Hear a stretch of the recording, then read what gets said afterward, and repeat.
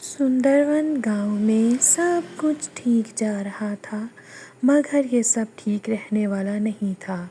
रामू अपनी छोटी सी मिठाई की दुकान चलाता था। रामू बड़ा नेक आदमी था। एक दिन उसकी दुकान पर भोला आया और कहने लगा, अरे रामू भैया, मुझे आपकी बीवी ने रोका था।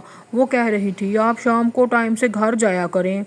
रामू कहने लगा, अरे काम में पता ही कहाँ चलता है।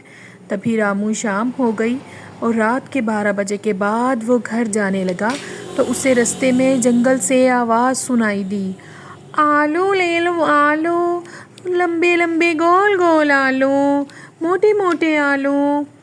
तभी रामू इधर उधर देखने लगा और उसे बरगद के दरख्त के नीचे एक सफ़ेद लिबास में खड़ी औरत नज़र आई जिसकी आंखें सफ़ेद थीं।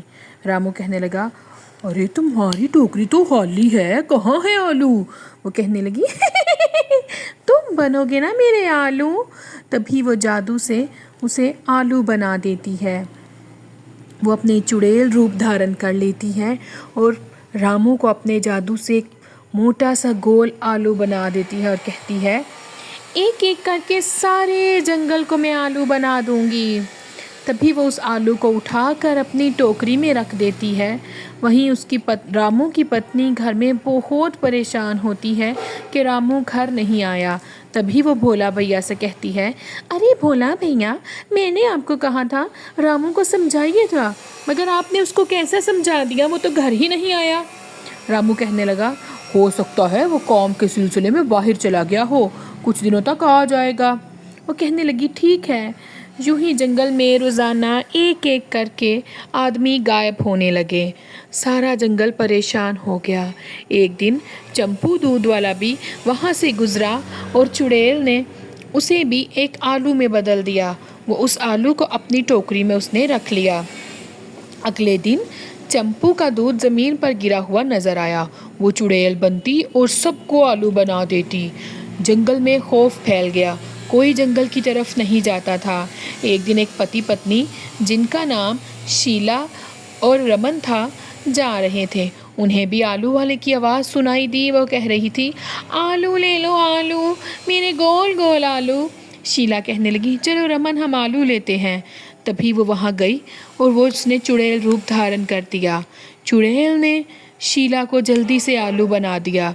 ये सब कुछ रमन ने देख लिया और वो वहाँ से भाग निकला। वो कहने लगी, कहाँ भाग कर जा रहे हो? तभी रमन ने जाकर पूरे गांव में बता दिया कि चुड़ैल सबको आलू में तब्दील कर रही है। तभी सब लोग उसकी बात पर यकीन ना किया, लेकिन जब उसने रो रो कर बताया तो सबको यकीन करना ही पड़ा। फिर सब ने फैसला किया कि उसकी ताकत उस टोकरी में है, क्यों ना उस टोकरी को तोड़ दिया जाए। तभी रमन बरगद के पेड़ के पीछे छुप गया और इंतज़ार करने लगा।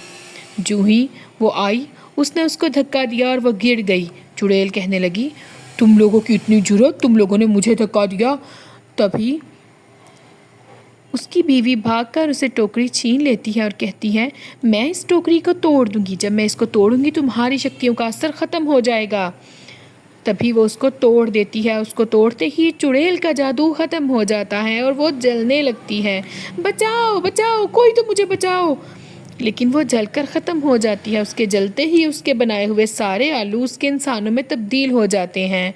तभी भोला, रमन, शीला सब लोग खुशी खुशी अपने अपने घरों में रहने लगते हैं।